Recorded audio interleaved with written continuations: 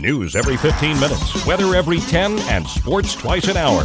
Newstalk, KGVO, AM 1290 and now 101.5 FM. You're listening to Montana Morning with Peter Christian. Good morning. This is John King filling in for Peter Christian, who's taking some vacation this week.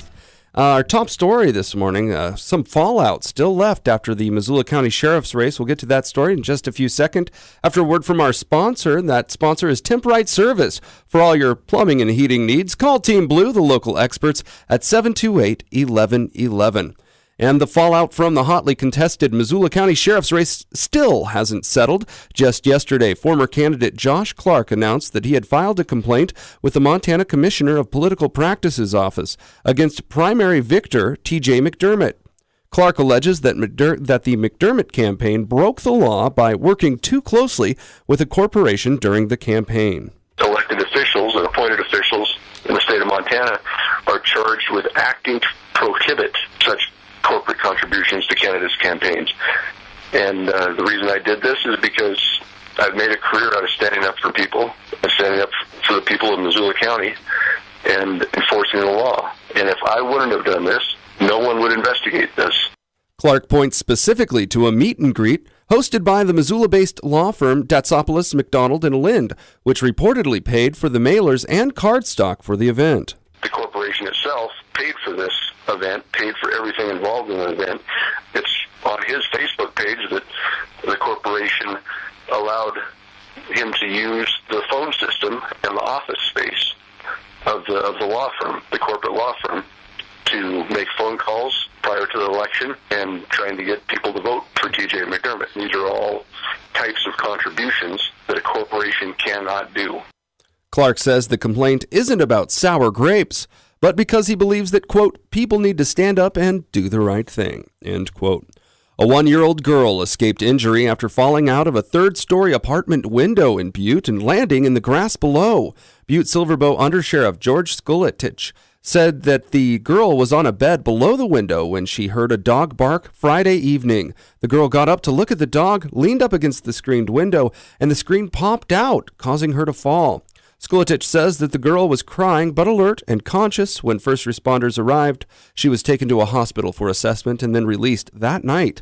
He says the girl was very lucky because she narrowly missed the side of the brick building. Skulitich says no charges will be filed. The Missoula County Commissioners are proposing a tax increase for county residents for the next fiscal year. Missoula County Chief Financial Officer Andrew Charney, explains what the commissioners decided on. Overall, we've managed to keep it down to a 4.75% expenditure increase. This was very difficult this year. I'll be honest with you. We've been holding back the budget for many years now, and the dam sort of burst, and we were forced to raise some taxes this year. The increase means the owner of a $200,000 property will be paying another $23.67 over last year. Charney explains what caused the need for the increase. It was a number of things. With the tech fund, it was just bringing our systems up to date and creating a new website. And with the general fund, it could be attributed to a number of things. It was Department of Justice settlement, the $150,000 payment we have to make there for the oversight, the additional personnel there. Just right out of the box, we're underwater about $600,000. A final public hearing on that budget will take place on Wednesday at 199 West Pine in Missoula at 1:30 p.m. A 37-year-old Big Timber man has been sentenced to nearly 6 years in federal prison for his role in a drug trafficking case that brought potent methamphetamine from Washington state to the Bakken oil fields. The Billings Gazette reports that Lloyd Leon Westervelt was sentenced Thursday by U.S. District Judge Susan Waters. He was arrested with almost a half pound of nearly pure meth in his car, along with several loaded guns. Meanwhile, 25-year-old Dennis James Latka of Sydney pleaded guilty Thursday to possession with intent to distribute. He faces sentencing on December 3rd. Court officials say Latka confessed to getting about 2 ounces of meth each week from ringleader Robert Dr. Bob Armstrong during a 4-month period beginning in October 2012. About a dozen people were arrested in the case. Armstrong is scheduled to be sentenced on Friday. Sounds like a little Breaking Bad right here in Montana.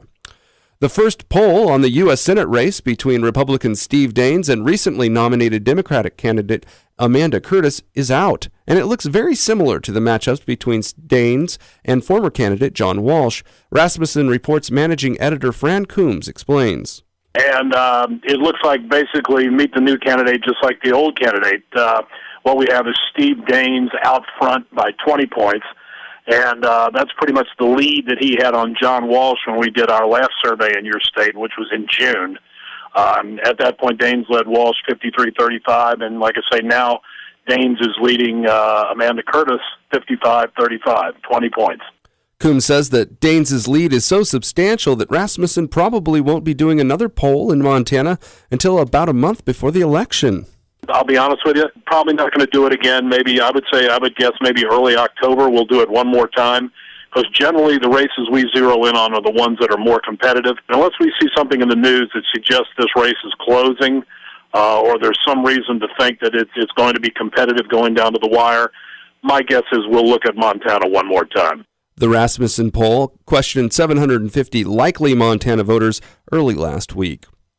More than half of all sexual offenders registered in Montana don't have a designation that indicates how likely they are to reoffend or sets requirements for checking in with authorities. A review by the Billings Gazette found 59% of sex offenders registered in May and June and 58% of those registered in August did not have a tier designation. Since 1997, convicted sexual offenders are supposed to be given a Tier 1, 2, or 3 designation, identifying them from least to most likely to reoffend.